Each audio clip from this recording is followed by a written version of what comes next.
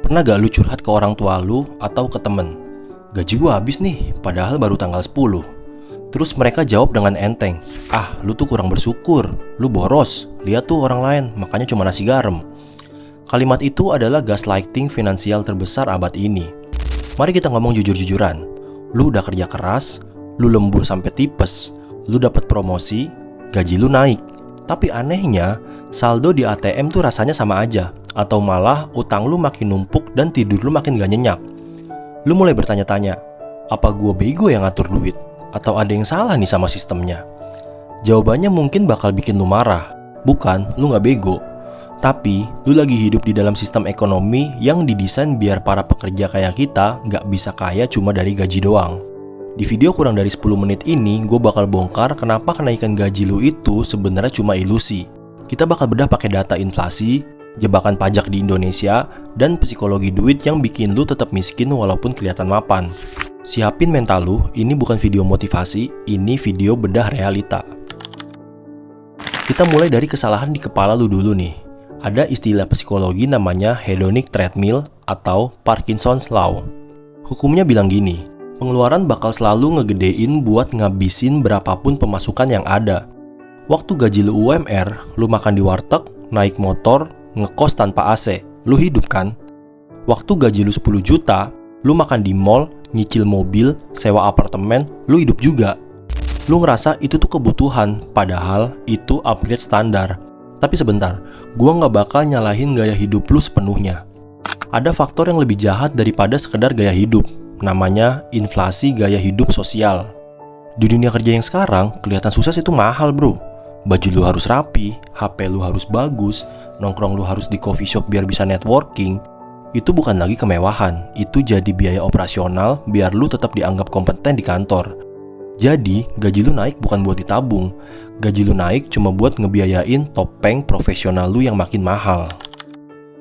Pemerintah sering bilang, tenang, inflasi Indonesia rendah kok, cuma 3-5% setahun. Bohong.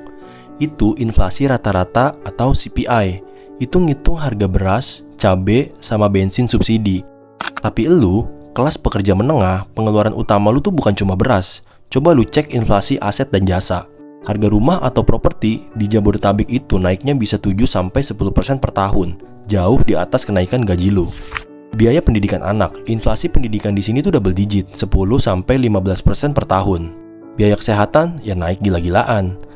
Riset ekonomi nyebut ini sebagai real wage stagnation. Secara nominal, gaji lu emang naik dari 5 juta ke 7 juta. Kelihatannya naik. Tapi secara daya beli atau kemampuan beli barang, gaji lu itu sebenarnya turun. Duit 5 juta di tahun 2015 itu bisa buat DP motor. Duit 7 juta tahun 2024 cuma cukup buat biaya hidup sebulan. Jadi, lu nggak tambah kaya. Lu cuma megang kertas yang nolnya lebih banyak, tapi nilainya ya sama aja. Ini bagian yang paling bikin sakit hati, khususnya buat warga plus 62. Gaji naik di atas kertas belum tentu naik di tangan. Di Indonesia, kita kenal sistem pajak progresif atau PPh 21. Makin gede gaji lu, makin gede persentase pajaknya. Ada istilah ekonomi namanya fiscal draft. Lu naik jabatan, lu masuk ke golongan pajak yang lebih tinggi, potongan pajak lu bengkak. Belum kelar di situ, coba lu lihat slip gaji lu baik-baik. BPJS Kesehatan, BPJS Ketenagakerjaan. Di luar slip gaji ini ada PPN 11-12%. Lu beli sabun, beli pulsa, makan di restoran, semuanya itu dipajakin. Negara ngambil porsi lebih gede dari kerja keras lu. Tapi pertanyaannya, apa layanan publik yang lu dapat membaik? Apa transportasi umum udah gratis? Apa sekolah anak gratis udah merata dan berkualitas?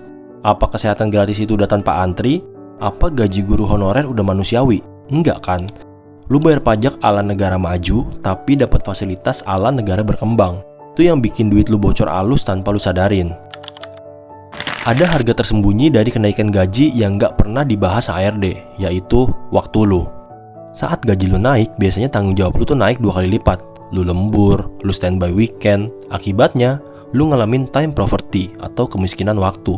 Dan tahu gak, jadi sibuk itu mahal. Lu gak sempet masak, lu beli online. Lu gak sempet nyuci, lu laundry. Lu stres karena macet, lu naik taksi.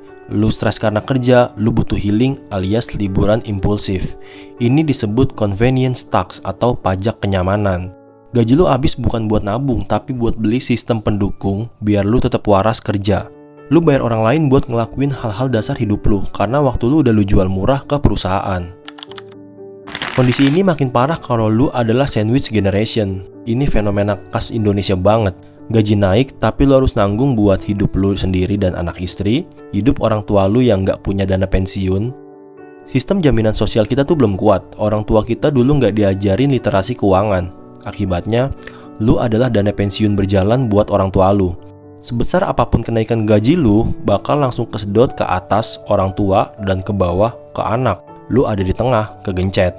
BPS baru-baru ini ngerilis data yang lumayan ngeri. Banyak kelas menengah di Indonesia yang turun kasta jadi aspiring middle class atau calon kelas menengah alias rentan miskin.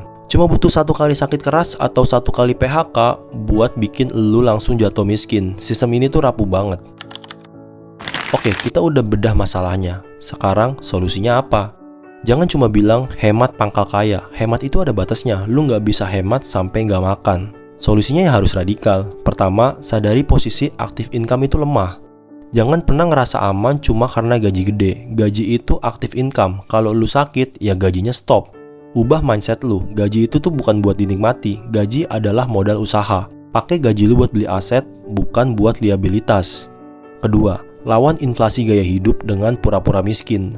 Saat gaji lu naik 20%, paksa biaya hidup lu tuh tetap sama. Selisih 20% itu harus hilang dari rekening lu di hari gajian. Auto debit ke reksadana, SBN, atau emas. Anggap duit lu itu tuh gak pernah ada. Kalau lu pegang cash duitnya, pasti habis. Otak lu tuh bakal nyari cara buat ngabisin.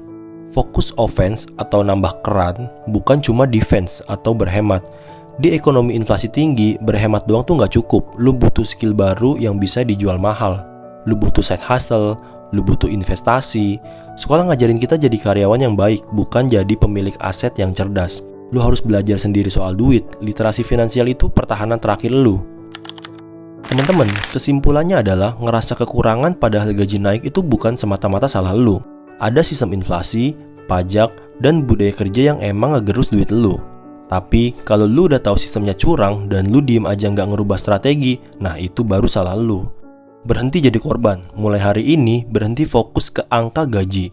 Fokus ke net worth atau kekayaan bersih lu. Berhenti nuker seluruh waktu lu demi duit yang nilainya terus turun. Mulai bangun aset sekecil apapun itu. Sekarang tantangan gue adalah coba tulis di kolom komentar dengan jujur, apa pengeluaran bego yang paling sering bikin gaji lu bocor tiap bulan? Kopi mahal, peleter, atau gengsi neraktir temen. Tulis di bawah, kita roasting kebiasaan buruk kita bareng-bareng biar sadar. Kalau video ini ngebuka mata lu, subscribe channel ini, kita lawan pembodohan finansial bareng-bareng. Sampai jumpa di video berikutnya.